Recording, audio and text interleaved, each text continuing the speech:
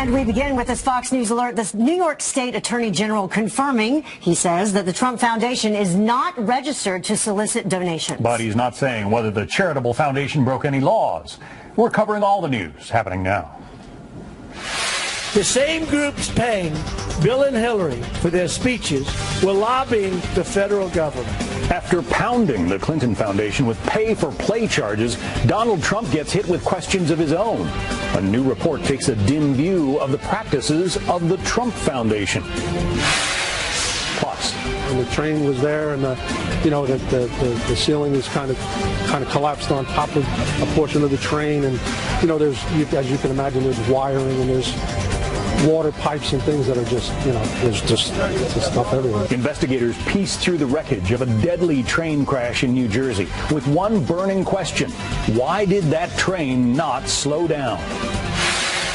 And California, here they come. The situation in Syria is very bad. Here I find peace for me and my family. 12,000 Syrian refugees set to call the Golden State home this year. What's being done to try to make sure potential threats don't slip through the cracks? It's all happening now.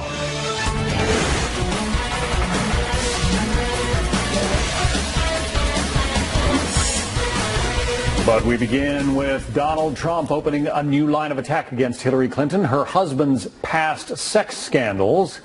Hello and welcome to the second hour of Happening Now. I'm John Scott. And I'm Heather Childers in for Jim Ali. Nice to be here with you. Great to have you again. Well, so far, Clinton doesn't appear to be taking the bait from Donald Trump as each candidate hits a major battleground state. Donald Trump's in Michigan after unleashing more attacks on a former Miss Universe, while Clinton courts millennials and Latino voters in Florida. That is, of course, the biggest prize of all of the swing states. And they're running neck and neck there as Mrs. Clinton calls young people to public service. Rich Edson is live for us there in Fort Pierce, Florida, with some more details. Hello. Hey, good afternoon, Heather. And this is all part of the Clinton strategy here to try to turn out those younger voters, to court them along with minority voters, the voters who were so vital and so important to getting President Obama elected in 2008 and in 2012. So as part of that, the Clinton campaign and Hillary Clinton just announced a national service initiative, and in part to help court younger voters, saying that she would create an initiative to help pay off college loans for anybody who goes into some type of national service as part of their careers after they finish college. The Clinton campaign says it's out with what it calls a positive message, and they contrasted that, they say, to the message of her Republican challenger. He said, "I alone can fix it." I alone? Well, we've learned that that's his way. One person getting supreme power and exercising it ruthlessly. That's why he admires dictators like Vladimir Putin so much. Clinton has yet to acknowledge or respond to the middle-of-the-night tweet from Donald Trump regarding former Miss Universe Alicia Machado. Remember, it was the Clinton campaign and Hillary Clinton who brought up Alicia Machado, used her during that first debate to paint Donald Trump as anti-woman and the attacks that he had on her. Donald Trump continues to talk about her, continues to defend the comments that he has made about her. Her communications director says Clinton will mention the tweets from Donald Trump about Alicia Machado at the next event she's going to here in Florida. That will be in Coral Gables. So it continues here in Florida, where recently a poll shows post-debate Clinton leading here by a slight 4 percentage points, 29 electors up for grabs here in this key state, Florida. Heather, John, back to you. And so it continues. Thanks very much. Well, Donald Trump is facing a lot of questions now about his own charitable foundation. The New York Attorney General confirms the Trump Foundation is not registered in the state as a charity to solicit donations.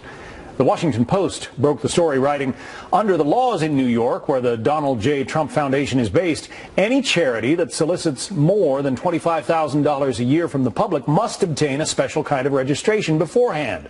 Charities as large as Trump's must also submit to a rigorous annual audit that asks, among other things, whether the charity spent any money for the personal benefit of its officers. Let's get into the potential fallout here with A.B. Stoddard, associate editor and columnist with Real Clear Politics. Colleen McCain Nelson is White House correspondent for the Wall Street Journal. A.B., Donald Trump has criticized the Clinton Foundation and the way it's been run. Is that line of attack closed to him now? Well, if I were the Trump campaign, I would avoid it. I think there's plenty of fodder with the emails and the new sort of criticism and questions about how the FBI conducted their investigation into her email server, and the ones that were deleted, and the whole conduct of all of her staff, 5 of whom were given immunity. I think going to the foundation in his next debate, which is very important for Donald Trump, would be a mistake, because she'll be prepared to fire back with all of these questions about why a foundation that received so much money from other people. After 2008, Donald Trump really didn't give to his foundation, but he did spend other people's money on legal fees, for example, $258,000. So I think it's not a good road to go down. I think he should stick to attacks that really force her to answer something, something on Benghazi. But the Clinton Foundation and the Trump Foundation are apple and orange, but I think they both have a few stinky holes. So if I were him, I'd stay away from it. Colleen, in terms of the effect on the voters, is this going to cost Donald Trump votes? Well, in a normal campaign, this might matter, but as we've said over and over again, this is not a normal campaign, and we've learned a lot of troubling things about some of the Trump Foundation's practices, but Donald Trump has managed to avoid answering for that for a few different reasons. In part, A.B. raised the Clinton Foundation, and Trump has really gone after the Clinton Foundation, and he, for the casual voter, that person might conclude that both of these foundations are problematic. Whether they look into the details or not, they could just draw a broad conclusion, determine that both foundations were used to help further the candidate's ambitions. Trump has also said that the Washington Post is out to get him, the whole system is rigged, and his campaign has also pointed out that the Attorney General who's investigating him is a Democrat who supports Hillary Clinton. So they've just kind of swept this away, saying that the Attorney General is a partisan hack, and they haven't answered any questions about this and just kind of flatly declared it to be wrong. And so far, that seems to be working for Donald Trump. He has just kind of moved on from this issue without ever having to answer tough questions about his foundation. Can the suggestion, A.B., that the Democratic Attorney General is simply trying to play politics with this, can that work? Can it deflect some of the issues facing the Trump Foundation? Well, possibly. I just think there's a lot of noise this week for Donald Trump. He's picking a fight on Twitter with the former Miss Universe that has been in question since the debate. He's getting upset about, people from his campaign telling reporters that they were critical of his performance in the debate. He's got the story on whether or not he attempted to do business in Cuba during the embargo, questions about whether or not he wanted girls at a golf course in California who weren't pretty enough to be fired. There's a lot going on, and like I said, if he could stick to his message that would force Hillary to answer, questions about her ethical behaviors and her own political liabilities, he'd be better off. Whenever he tells the press they're dishonest and the story is fraudulent, the campaign actually never denies any of the specific allegations. You can ask people who've done investigations for the New York Times and the Washington Post. He'll rail against the reporter or the story, but he'll never ask for corrections and dispute any facts as untrue. So he can keep doing this and wasting what's now, day 39, but I think he needs to move back on to higher ground where he can just go after his opponent instead of defending all this stuff and making it worse. He often says, Colleen, that the press is unfair or untruthful and that the whole system is rigged. That's his overarching argument, and a lot of his supporters seem to agree with that, and so they kind of give him a pass. And so he's argued that the Washington Post is out to get him. He blacklisted the Washington Post for some time and wouldn't let their reporters attend his campaign events. And A.B.'s absolutely right. He just blankly says that this is wrong without ever getting into the details, without ever answering any of the tough questions. And so it fits under the larger umbrella of his argument that the system is rigged. He creates this idea of us versus them, his supporters, his movement against the Washington establishment, against the media elite, and just kind of dismisses this out of hand. And so far, we've had a number of revelations about problematic decisions his foundation has made, and he hasn't answered for any of them. Going to be fascinating to watch the next debate and see what comes up. Colleen McCain-Nelson from the Wall Street Journal, A.B. Stoddard, Real Clear Politics. Thank you. Well, speaking of President Obama and other world leaders, they gathered in Jerusalem today for the funeral of Shimon Peres, the former Israeli prime minister who was one of the founding fathers of the Jewish state and the architect of the Oslo peace accord with the Palestinians. Peres was awarded the Nobel Peace Prize in 1994. President Obama was the final speaker at the funeral and praised Peres for building an unbreakable bond between the U.S. and Israel. Shimon Peres died Wednesday, 2 weeks after suffering a massive stroke. He was 93 years old. Well, sorting through the debris in New Jersey after yesterday's deadly train crash. Why did that commuter train apparently not slow down as it barreled into the busy Hoboken station? The latest on what investigators are learning. Plus, one man is dead and a 6-year-old boy fighting for his life as a teenager described as a straight-A student is charged with murder.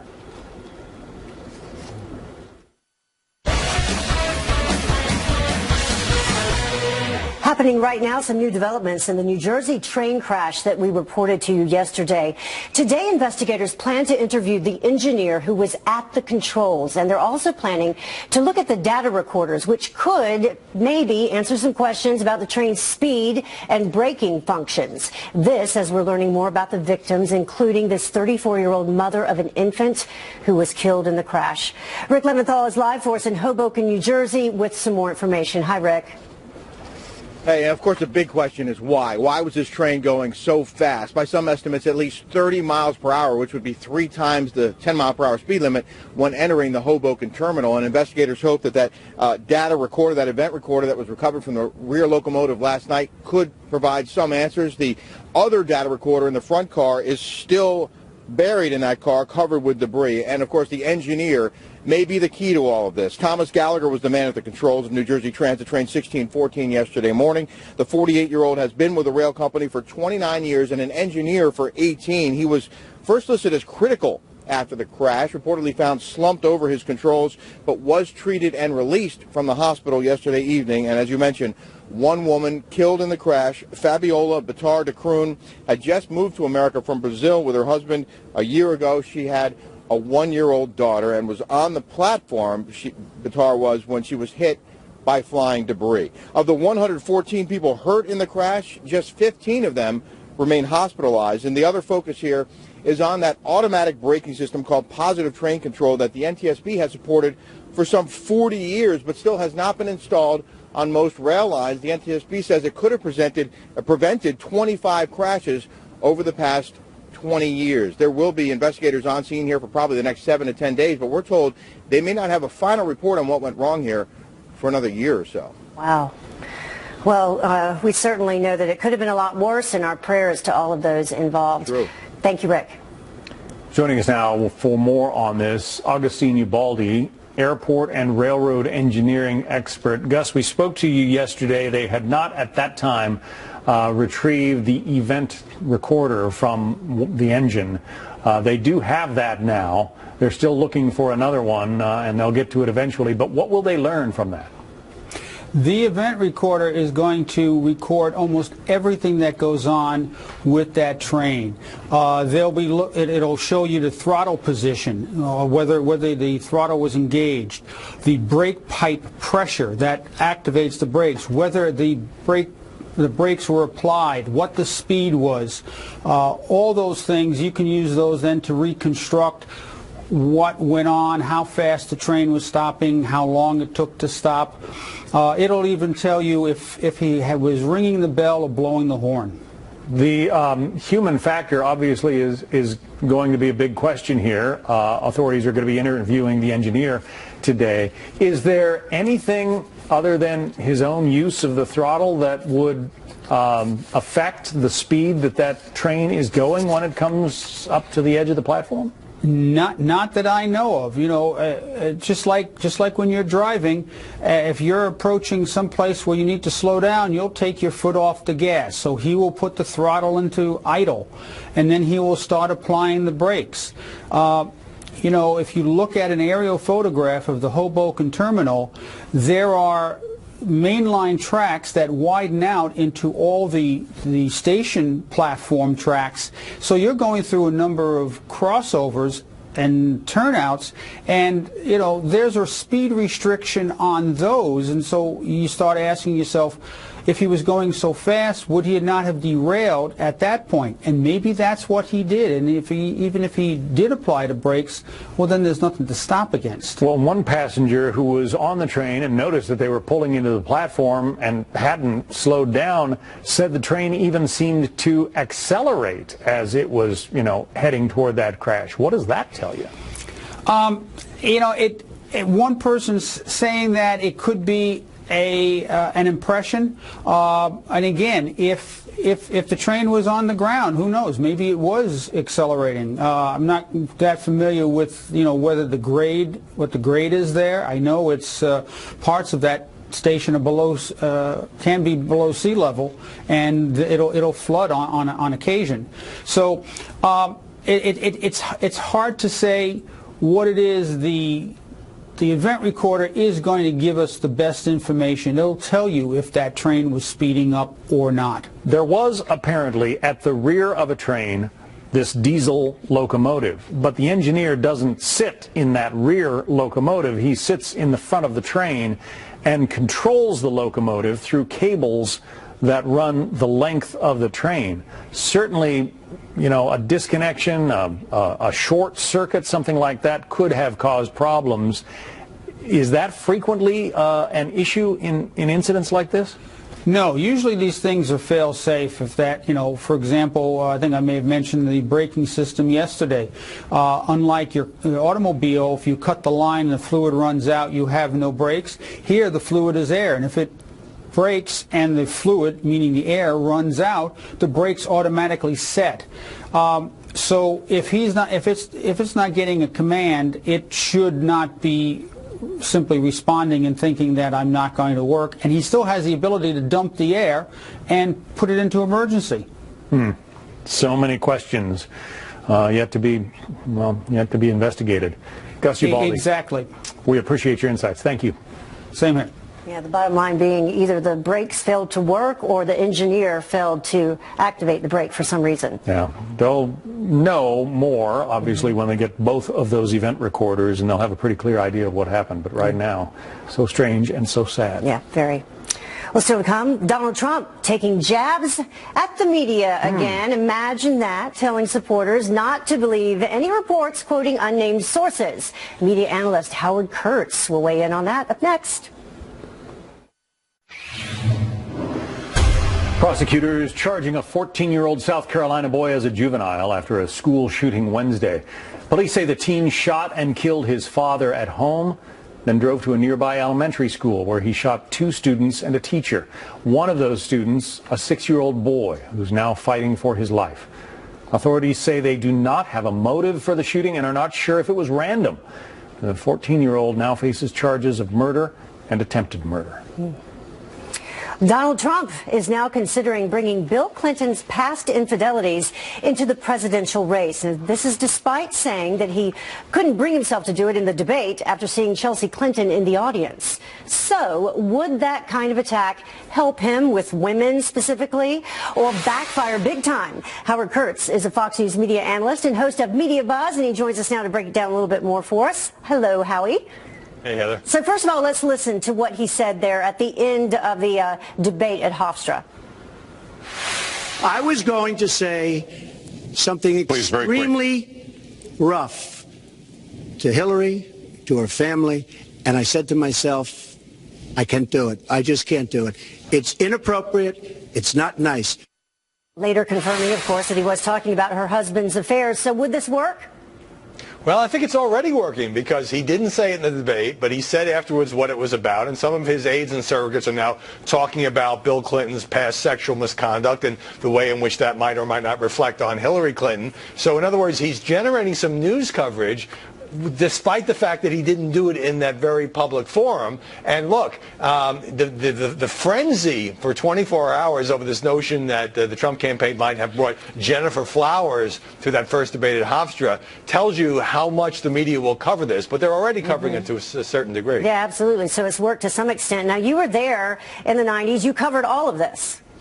I covered Gennifer Flowers, Paula Jones, Kathleen Willey, Monica Lewinsky, you name it. I mean, believe me, I wasn't alone. This was saturation coverage year after year during the Clinton administration. So it's not like the press hasn't touched this before. I think there's a feeling now among journalists, unless they are forced to do it because Trump introduces it into the campaign, that the country had been through that it's mostly old news, and that, by the way, that was Bill Clinton, although I know some people make the argument that Hillary Clinton was either his enabler or played some role in criticizing some of the women involved. And so the problem for Trump is, does he really want the campaign to be about this? Many Republican senators and others are telling him, don't go there. And, of course, there will inevitably be the spotlight that swings back toward his own 3 marriages, the affair he had with Marla Maples and all of that. And that would really take this entire campaign into the gutter, at least for a while. And then the opposite could occur, like it did back during the impeachment and Monica Lewinsky issues, where people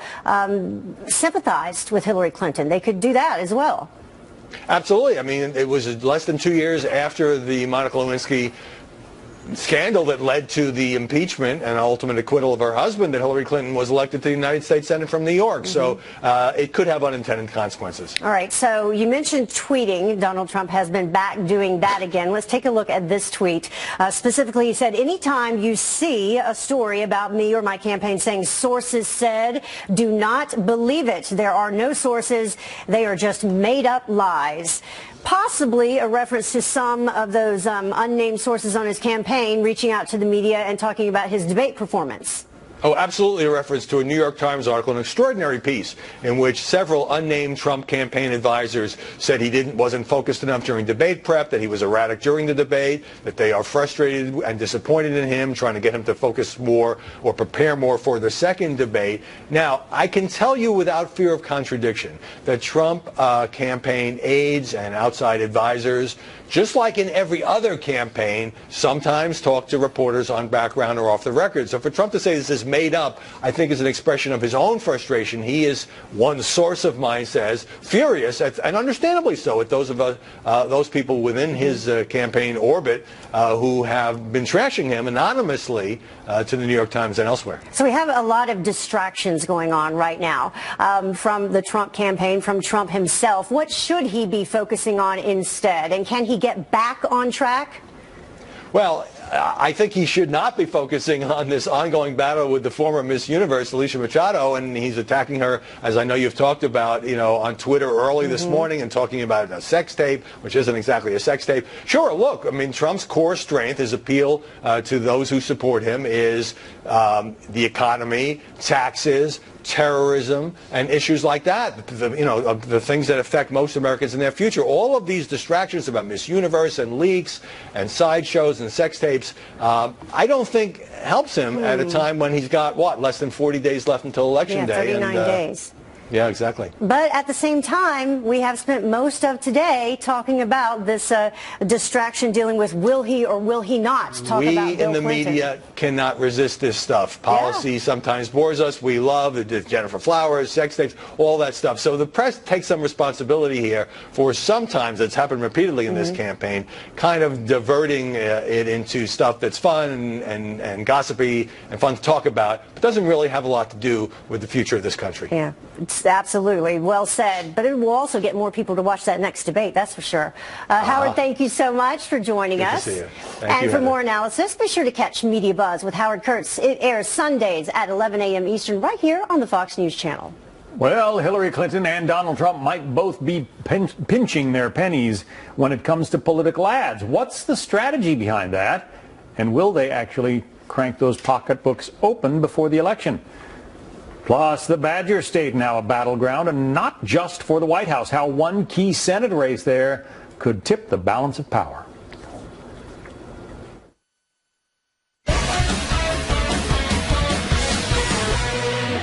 Wisconsin's Senate race tightening with just over a month to go until the election. Former Democratic Senator Russ Feingold hoping to unseat incumbent Republican Ron Johnson. Outside groups donating nearly $7 million trying to make an impact in the race. In a year when control of the Senate, it could actually go in either direction. Mike Tobin is live for us in Chicago with the latest. Hi, Mike. Hi, Heather. That anti-establishment furor that got Ron Johnson elected to the Senate the first time is alive and well in Wisconsin. The question is, who is anti-establishment? Ron Johnson is the incumbent. He served one term in the Senate. His challenger, Russ Feingold, served 3. Both of them say the other went to Washington and failed. 34-year career politician, got very little to show for it. During that same period of time, the 34 years, I actually helped build a business here in Wisconsin, created good paying jobs. I know how to grow a business. As a result, I know what we need to do to grow our economy. Hide my identity. I am proud that I served in the United States Senate, but in this case, he's the senator. And when you're a senator and you talk about national security and you don't show up for 50 or 60% of the relevant hearings that have to do with Homeland Security, that's a problem. Now, when Johnson upset Feingold in 2010, it was an off-presidential year. Our experts in Wisconsin say a low turnout in the Badger State is going to skew conservative. Now you've got this presidential year, and the nation is consumed with the election. The most recent Marquette University polls show Feingold ahead. Other polls in the RCP average give Feingold a considerable lead. Outside money is coming into Wisconsin. It's not really a deluge. The Democratic Senatorial Campaign Committee is delaying an ad campaign in Wisconsin. A spokesman says that's because Democrats are confident about the Feingold campaign and they're electing to expand the map or spend their money elsewhere. A spokesperson for the Republican National Senatorial Committee says an ad campaign for Johnson is going to kick in mid-October. Heather? All right. All about the money. Thank you so much, Mike. You got it. Well, speaking of money, neither Donald Trump nor Hillary Clinton is spending money like gangbusters on political ads, at least not as much as the campaigns spent 4 years ago. A top ad tracking agency predicts spending in this year's presidential race will reach $2.8 billion, about $300 million less than President Obama and Governor Romney spent combined. That's mainly because the Trump campaign has not advertised nearly as much as most modern candidates, and Hillary Clinton is holding back as well, at least for now. Why?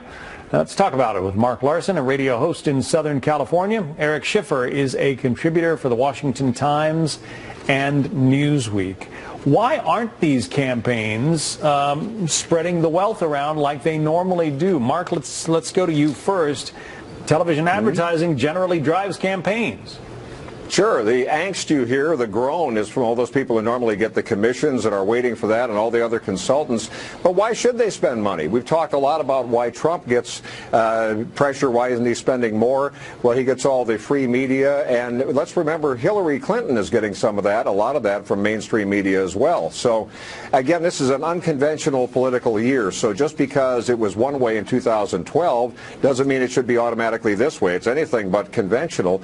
The other issue is that Hillary Clinton is not all that lovable. I mean, you look at just up the road in Hollywood here, she gets the checks written, but not the way Obama got them written in 2008 and 2012. Eric, during the primaries, Donald Trump said that, he didn't need to advertise the way some of his then adversaries were because he gets so much free media coverage. Is that, in fact, the case? Look, there's no question he gets a tremendous amount of free media. I mean, there's absolutely, that is the case.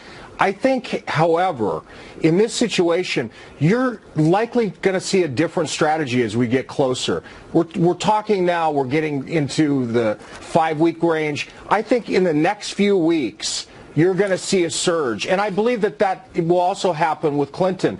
This is a much faster news cycle. It's a much faster media world that we live in. And so the closer you can get to the actual date, the better. It's just like a movie.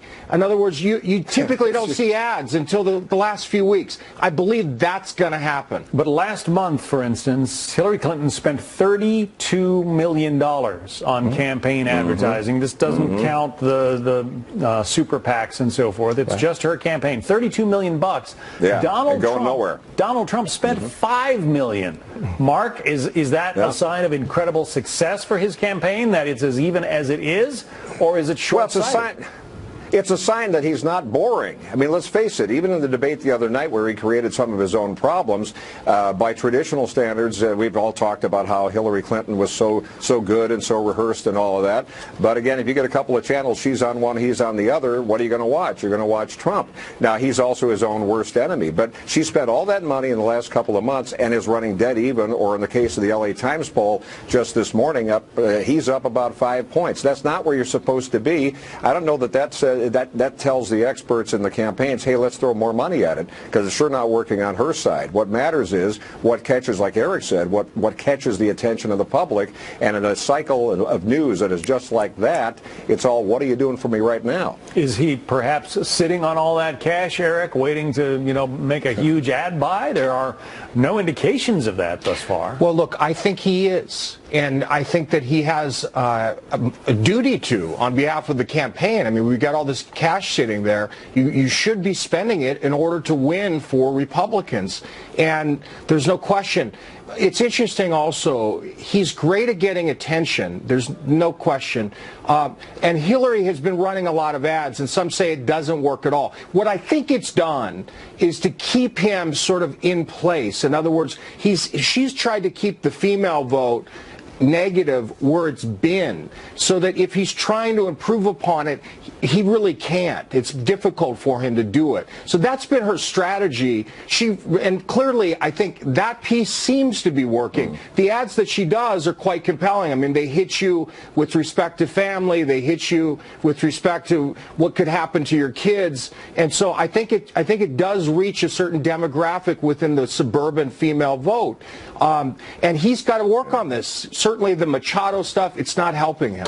Well, he raised $13 million in the 24 hours or so after the debate. We'll see if he spends some of that cash on Hillary's campaign is still going to go to the old canards: race, women, inequality, income inequality, those cards being played more. We're seeing it even playing out here with recent events just here in the area with the police shooting. So you watch some of that come into the place too. So all these nice ad formulas, I don't think this is the year to make them work. Mark Larson and Eric Schiffer, thank you both. Still to come, some brand new numbers on how many refugees are actually seeking asylum with one of our European allies. What Germany is saying about the influx over the past couple of years. And here at home, Syrian refugees are trying to adapt to life in the States. But they're not alone. What's being done to help them, or help set them up for success? German officials say the country saw a massive influx of 890,000 refugees last year. The Interior Minister says that number is high and that Germany is taking steps to admit fewer refugees from now on. So far this year, the nation has taken in just over 200,000 people who are asking for asylum. Officials say that proves the new measures, like an agreement with Turkey, for instance, are effective. Well, a far lower number of Syrian refugees arriving in the U.S. this year. Our country taking in about 12,000 people, with many of them settling in California. Liam Rajanes is live for us in Los Angeles with more. So what's happening there? Well, this is one state that is taking people in. 31 states are trying to stop Syrian resettlement, Heather, because they say we can't do an adequate background check. In a war zone, that is partially true. But critics say if your intent is to do harm, it's far easier to come in on a tourist visa, and there's no check. And every Syrian, of course, is not a threat. The situation in Syria is very bad. Here I find peace for me and my family. The Bilal family arrived in the U.S. 3 months ago, after the war in Syria forced them to leave. I am lucky coming there, but maybe 10 million in Syria, it's damaged life. Like others, the journey wasn't easy, including 3 years in Jordan for a background check. Now, thanks to the State Department, U.S. taxpayers, and their caseworker, the family, everybody's okay. Life in California is looking up. This is Ibrahim Hussein. It is his job to make sure these immigrants and these refugees do not fall through the cracks, financially or culturally. So he spends a lot of time in the car, going to the bank, to the school, apartment, to make sure these people get off on the right foot. When they come here, they're so much grateful. They want to help themselves and help their children. I live in Westminster, apartment good. To start their new lives, each refugee receives $1,200 from Washington. They also qualify for food stamps, Medicaid, and welfare. And while some 40% of refugees receive benefits for 5 years or more, Samir hopes they won't need it. Dad, now training for a gas station. Training. Learn the gas station in the cashier. To be a cashier. So polls show about half of Americans don't want more refugees, and Bilal and his son say they understand the fear over vetting and terrorism, but are just asking, Heather, for a chance to be judged on their own merits. Back to you. And we all agree that the images of the children there in Syria are just heart-wrenching, so something has to be done about that. All right, thank you so much.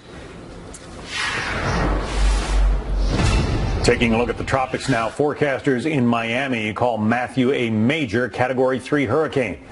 That storm, with winds of 115 miles an hour, is now moving through the Caribbean. Colombia's government issuing a tropical storm warning for the coast along the Venezuela border. The National Hurricane Center warns Jamaica could be under a hurricane watch by the end of this day. Forecasters also telling people in Haiti, the Dominican Republic, and eastern Cuba to keep a very close eye on Hurricane Matthew. Well, a popular young adult book heading to the big screen. We're what's known in common parlance as peculiar. 51 seconds late, Fiona. You met the twins. Coming up, a sneak peek at Miss Peregrine's Home for Peculiar Children. That's hitting theaters today. Well, you know what? If somebody says to me they're peculiar, oh, this person is peculiar, I'll probably end up liking them. Hello, everyone. I'm Shannon Bream. A Twitter storm erupting between the Trump and Clinton campaigns over Trump's comments about a former Miss Universe. And now she is speaking out with a new statement bashing Trump. We've got it. Plus, the Trump campaign is sending some RVs around the great state of Florida. They have a lot of RVs there to get out the vote. Is it working? We're going to talk to one of the drivers. And two sisters mysteriously found dead in their hotel room at a high-end resort. We've got the autopsy results, but do they provide the answers? Stick around. I've been persecuted through the ages. Hence, we live in places like this. I'm a type of peculiar called an imbrine. Yeah, you turn into a bird. Well, I do, yes. But that's not very useful. And that was from the new movie, Miss Peregrine's Home for Peculiar Children. It's in theaters today.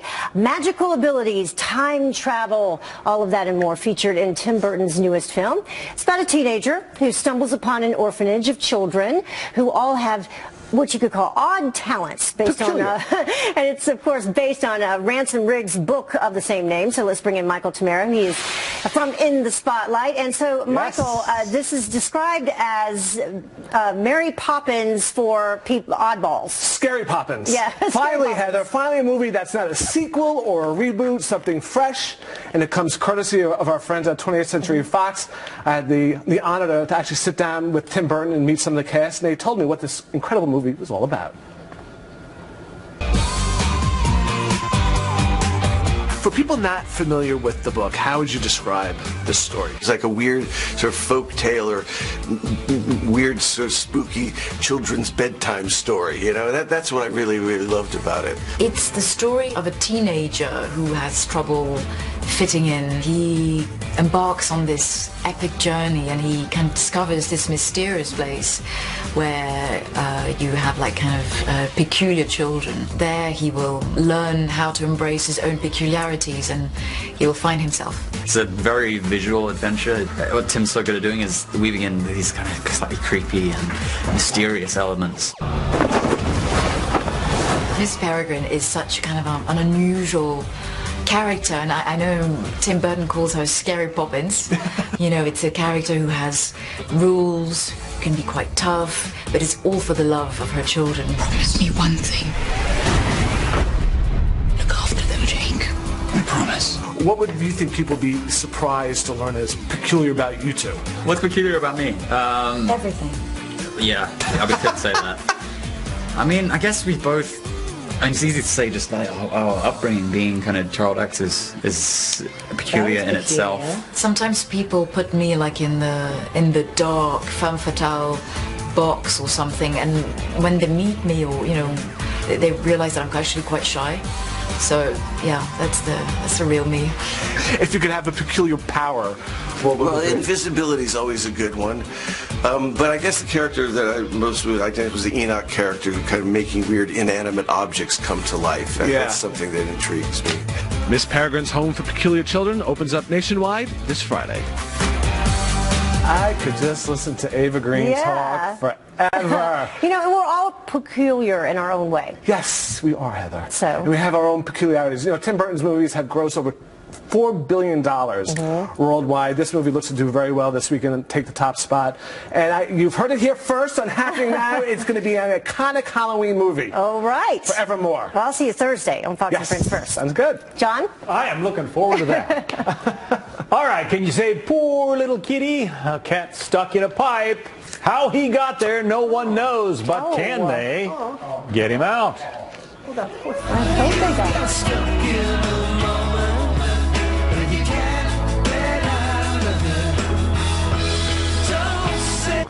it. Time for the final 30 and some good news. 2 paintings stolen from the Van Gogh Museum 14 years ago have been found in a farmhouse in Naples.